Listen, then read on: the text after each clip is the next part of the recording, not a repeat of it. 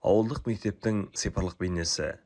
Астыда, үстіде төрттілік малға қоныс. Мың самбұлағы ағып жатқан Қаратаудың етегіне жайғасқан Шайыр ауылы тәуелсіздік жылдары көркейіп, жыл өткен сайын нық басып, өркениет көшімен алға жылжуда. Білім ғасыры атанған заманда ауылдағы Тұрар Жалғасбайұлы атындағы жалпы білім беретін Шайыр мектебі балалардың білімі мен тәрбиесінде үлкен қызмет атқарып келеді. Шайыр орта мектебінің негізі 1930-1931 жылдары 2 сынып бөлмесі есебінде бастауыш мектеп болып құрылды. 1958 жылы 8 кабинеті бар 7 жылдық мектеп үйіне көшті. 1969 жылы орта мектеп дәрежесін алды. 1981 жылы 280 балаға лайықталған жаңа типтік жобадағы мектеп үйіне көшірілді. 2017 жылы сәуір айында Шайыр орта мектебі ардагер ұстаз, осы мектепте бірнеше жыл директор қызметін атқарған Тұрар Жалғасбайұлы атағына орай Тұрар Жалғасбайұлы атындағы Шайыр орта мектебі мемлекеттік мекемесі болып бекіді.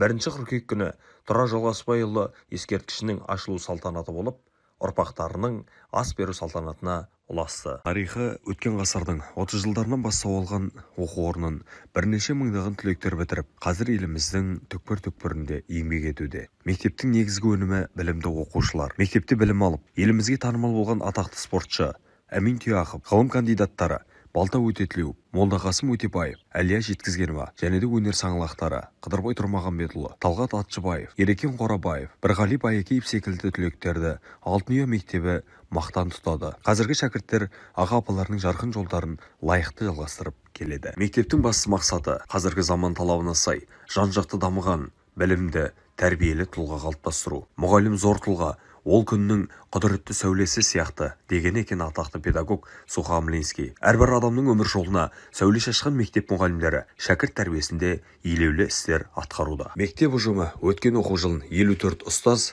411 оқушымен қорытындылады. Мұғалімдердің ішінде 9 педагог зерттеуші, 18 педагог сарапшы, 10 педагог модератор қызмет атқарды. Мұғалім өзінің білімін үздіксіз көтеріп отырғандығына мұғалім, ал оқуды, ізденуді тоқтатқанмен оның мұғалімдігі де жойылады деген Константин Ушинский сөзінің мәні ұстаздар үшін басты сөздеуге болады. Мектепте өзара тәжірибе алмасу, білім арттыру курсына қатысу үнемі жүзеге асуда. 2021-2022 оқу жылында 28 мұғалім білім сатысы оқу курсынан өтті. Ұстаздар жылма-жыл кесте бойынша курстан өтіп отырады. Мектеп өрлеу біліктілік арттыру ұлттық орталығымен үнемі тығыз байланысты. Педагогтар арасында бұл орталықтан өтпегендер жоқ деуге болады. Биылдың өзінде 21 педагог осы орталықта білімдерін арттырды. Олар өз білгендерін тәжірибеде пайдаланып, түрлі әдіс-тәсілдерді, жаңа педагогикалық технологияларды барынша қолданып келеді. Мектеп ұстаздары көрші Айшуағұлы атындағы мектеппен тәжірибе алмасып, десант сабақтар өткізді. Осындай тәжірибе алмасу,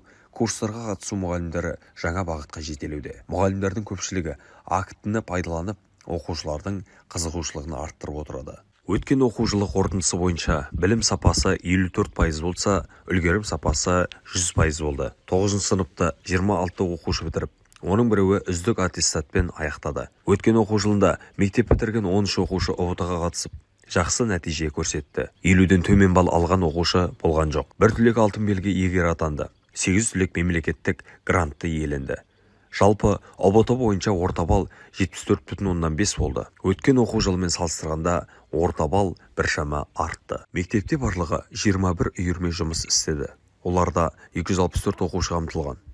Үйірме мүшелері көптеген өнер шараларында, білім сайыстарында, спорттық жарыстарда зор жетістіктерге жетіп жүр. Атап айтқанда, Қазақстан балалары шексіз әлемде байқауында республикалық көлемде 2-ші орынға ие болса, менің отаным Қазақстан туристік экспедициялық жасақтардың республикалық байқауында, бояулар құпиясы жас суретшілер байқауында, алтын қазына көркем және сәндік қолданбалы өнер бойынша балалар шығармашылығының көрме байқауында және тағы басқа сайыстарда оқушылар облыстық деңгейде жеңімпаз атанды. Оқуға құштар мектеп жобасы, сөз мерген дебат клубы біршама жұмыстар атқарды.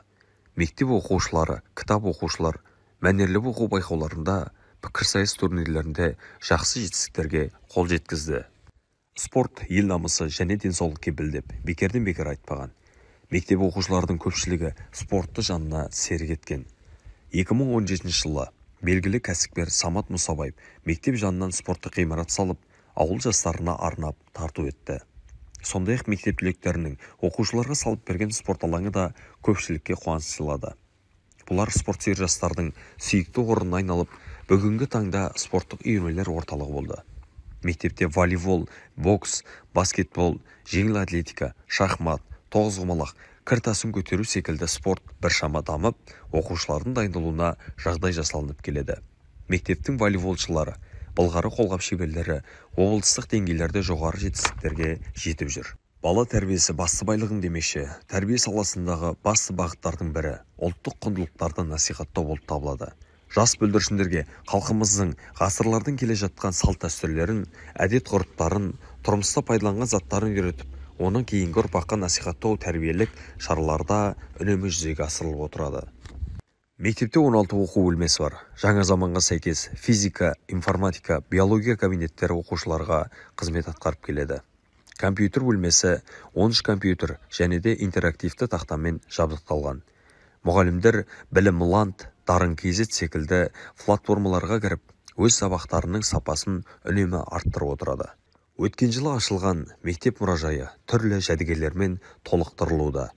Мұражайға келген жас ұрпақ ауылдың, мектептің өткенімен танысып, елеулі еңбек еткен тұлғалар өмірімен танысып, үлгі өнеге алады.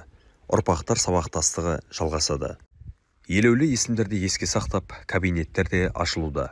Өткен ғасырдың 30-шы жылдары осы оқу орнының іргетасын қалаған мектептің алғашқы ұстазы Жұмағали Айдашев атындағы бастауыш сынып кабинеті, саз пәнінің жоғарғы дәрежедегі мұғалімі, сазгер, ауылдың өнер саласына зор үлес қосқан ұстаз Қожан Арашев атындағы саз кабинеті, математика пәнінің мұғалімі Базарбай Мұсабаев атындағы математика кабинеттері ашылды. Шәкірттерге сапалы білім беріліп қана қоймай, олардың өнегелі өмірі, қызметі шәкірттерге үлгі болары сөзсіз. Жақсылықты үйреткен мектеп, бақытты мектеп деген екен атақты педагог Ян Амос Каменский. Заман көшінен қалмай, жұмыс жасап келе жатқан ауылымыздағы жалғыз мектеп болашақта да талай азамат тәрбиелеп, бақытты мектеп бола берері күмәнсіз.